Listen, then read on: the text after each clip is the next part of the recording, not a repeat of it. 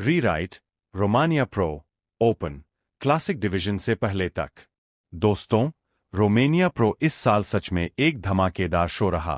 कुछ इवेंट्स ऐसे होते हैं जिनके बारे में बस बोलने का मन करता है, क्योंकि वहाँ एथलीट्स ने इतनी जबरदस्त परफॉर्मेंस दी कि आंखें चकाचौंध हो जाती है। यही बात इस रोमानिया प्रो पर भी लगी। मुझे लगता है ये साल का एक बड़ा टर्निंग पॉइंट रहा। बड़े बड़े इंटरनेशनल नाम अब सीधे 2026 के महान मंचों पर दिखेंगे, और यही कारण है कि यह शो देखना खास बन गया। ओपन बॉडी बिल्डिंग में इस बार जो टाइटल गया वो एंड्रयू जैक ने अपने नाम कर लिया, और यह भी कोई सरप्राइज नहीं था, बल्कि उम्मीदों के मुताबिक हुआ। पर सिर्फ जीत तक ही बात नहीं रुकती, जीत के पीछे कई बातें चलती है, और वही मैं अभी शेयर करूंगा। अगर मैं एंड्रयू जैक की बॉडी पर सीधे बोलूं तो सच में कहना पड़ेगा, कई जगहों पर ये ओलंपिया वाले फॉर्म से भी आगे दिखे। इस बार वे और बड़े लगे हैं, और कंडीशनिंग में और सख्ती आई है। ओलंपिया में तीसरा आकर भी वे खुश नहीं थे, और कई लोगों की राय भी यही थी कि इस साल उन्हें टॉप पर होना चाहिए था।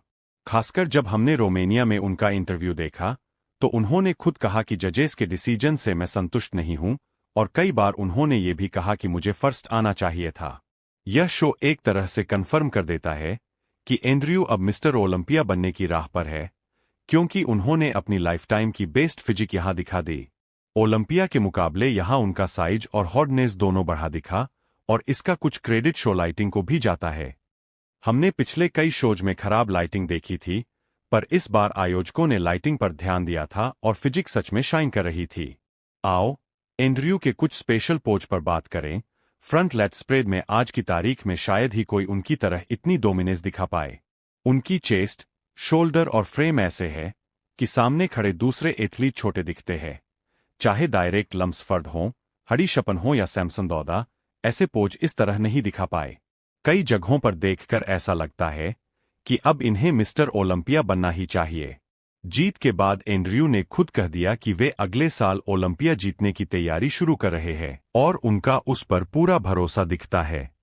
हर साल कोई ना कोई एथलीट अपनी एक साल की हाइप बटोरता है, और मुझे लग रहा है कि 2026 एंड्रयू का साल बन सकता है। रोमानिया ने उन्हें बहुत जबरदस्त शुरुआत दे दी है, और अब उनका कॉन्फिडेंस हाई है।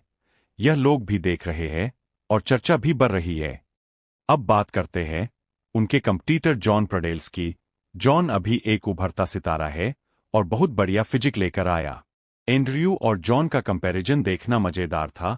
दोनों की बॉडी स्ट्रक्चर अलग अलग तरीके से ताकतवर थी। एंड्रयू को साइज और फ्रेम का फायदा मिला, मसल बैल्ज दिखने में बेहतरीन थे।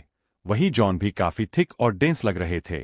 मोस्ट मस्कुलर पोज में एंड्रयू ने कई बार दूसरों को आउटमास्क कर दिया, पर जॉन भी अपनी तरफ से बड़े और राउंड शोल्डर दिखा रहे थे। कुछ जगहों पर मैं खुद जॉन की तरफ आकर्षित हो रहा था। फिर भी एंड्रयू ने जिस तरह अपना पोज कसकर खींचा, वह बताने के लिए काफी था। अगर कोई दुनिया का बेस्ट तीसरे नंबर पर रहा है, तो क्यों रहा? यही दिख गया। दोनों के बीच छोटे छोटे फर्क देखे तो फ्रंट डबल बाइसेप में दोनों जबरदस्त लगते हैं। जॉन के लैट्स फैलते हैं, और वे वैक्यूम भी खींचते हैं, जिससे उनकी अखंड एस्थेटिक्स और अच्छे लगते हैं। उनके लेग्स भी बड़े और परफेक्ट पोजीशन में लगे। दूसरी ओर एंड्रयू की हाइट, पीक्ड बाइसेप्स और लैट्स का साइज उन्हें अलग बनाता है। एंड्रयू ने यहां तक मास जोड़ लिया जो ओलंपिया के मुकाबले भी ज्यादा दिखा, यानी उन्होंने ऑफ सीजन में बहुत काम किया है। लेग्स के मामले में भी एंड्रयू ने यहां बेहतर दिखा दिया। ओलंपिया से भी उनके क्वाड्स और थाइज में बढ़त नजर आई। बाइसेप्स साइज की बात करें तो एंड्रयू जैसी बड़ी बाइसेप्स किसी किसी के पास ही दिखती है। कुछ एथलीट्स के मुकाबले तो उनकी बाइसेप्स ने ही मैच बनाए रखा। इसलिए जब वे स्टेज पर खड़े होते हैं, तो मिस्टर ओलंपिया जैसा इंपैक्ट आता है। फिर फ्रंट लेट स्प्रेड, मैंने ऊपर भी कहा, ऐसा पोज आज के समय में एंड्रयू जैसा कोई और नहीं कर रहा। पहले यही टाइटल बिग रैमी के पोज के नाम जुड़ा करता था, पर अब एंड्रयू ने वो जगह ले ली है। इस पोज में चेस्ट और शोल्डर की डिटेल्स और एब्स का फाइबर अलग ही नजर आता है। हर बार देखने पर नया मजा मिलता है। साइड चेस्ट में थोड़ी सी कमी है। हर बार एंड्रयू इस पोज को परफेक्ट नहीं कर पाते। कुछ एथलीट्स, जैसे जॉन, इस पोज को ज्यादा बैलेंस और प्रॉपर तरीके से हिट करते हैं। एंड्रयू का पेट कभी कभी थोड़ा बाहर दिख जाता है इस पोज में, शायद पोजिशनिंग की वजह से। पर अगर एंड्रयू इसे भी ठीक से कर ले तो वही कोई उन्हें हरा नहीं पाएगा। जॉन यहां थोड़ी सी बेहतर, सॉलिड और आंखों को भाने वाली प्रस्तुति देते हैं। साइड ट्राइसेप में जहां एक और एंड्रयू कोर्ट में कुछ फीडबैक पाए थे, जजेस ने भी कहा कि फ्लेक्सिबिलिटी की थोड़ी दिक्कत है। वहीं उनका ट्राइसेप साइज इतना बड़ा है कि वो चुनिंदा एथलीटों में ही दिखता है। शोल्डर राउंडनेस और थाइज भी जबरदस्त है। जेनेटिक्स का भी बड़ा रोल है। एंड्रयू सच में एक जेनेटिक बीस्ट है और उनसे टक्कर लेना आसान नहीं।